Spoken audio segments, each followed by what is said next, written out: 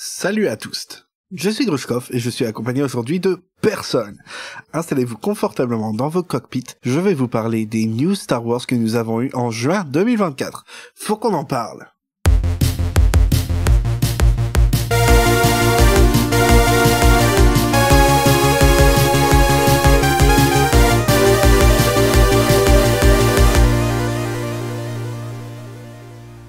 Et on commence tout de suite avec une news par rapport au jeu vidéo Star Wars Bounty Hunter qui va avoir un remaster qui va venir sur les nouvelles consoles de cette génération, développé par le studio Aspyr, je sais pas comment il le prononce, qui avait fait par exemple le remake de Star Wars Racers, du jeu de pod racing, et plus récemment, malheureusement, du jeu qui a fait beaucoup de controverses, les Battlefront originaux, les remakes.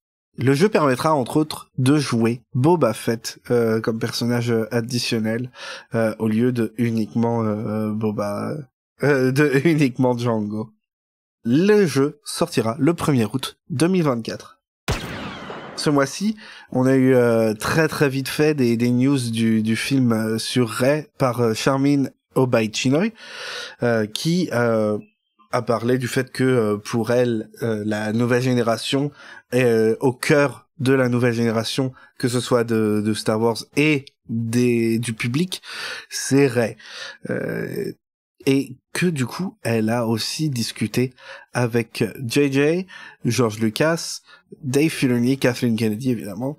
Mais voilà, elle est partie demander des conseils un peu dans tous les profils qui ont fait des films Star Wars auparavant, ou en tout cas ont un gros impact sur le Star Wars moderne maintenant. Elle a pas dit grand chose de plus, mais voilà. Le film existe, toujours. Ensuite, on nous a annoncé la sortie de la saison 2 de Young Jedi Adventures.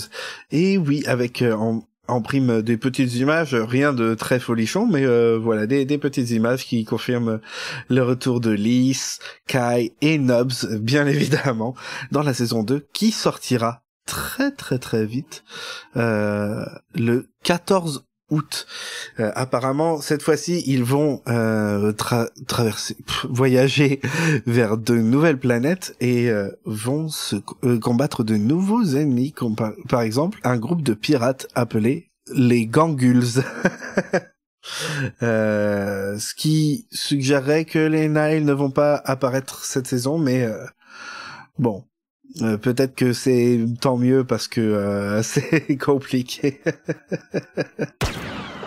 Et ce mois-ci, on a eu des trailers, d'histoires, des trailers de gameplay pour Star Wars Outlaws, le jeu d'Ubisoft réalisé par Massive. Et pour l'instant, non seulement ça a l'air cool, mais pas mal de journalistes qui ont pu y toucher ont partagé ce sentiment. Le jeu, sans évidemment casser trois pattes à un canard, apparemment se tient très très bien, surtout pour une version bêta, apparemment est très solide en termes de gameplay, tout ça, et ça fait plaisir à lire. Et vous savez quoi, d'habitude je suis mon radar de hype, il est rarement foiré, mon radar de hype. Il y a des jeux que j'attendais énormément et le jour, enfin plus on s'approchait de la sortie, moins j'étais hypé, et il s'est retrouvé que c'était des fours. Par exemple Watch Dogs, où j'étais extrêmement hypé à l'annonce, et quand le jeu est sorti j'en avais plus rien à faire. Beaucoup d'exemples comme ça.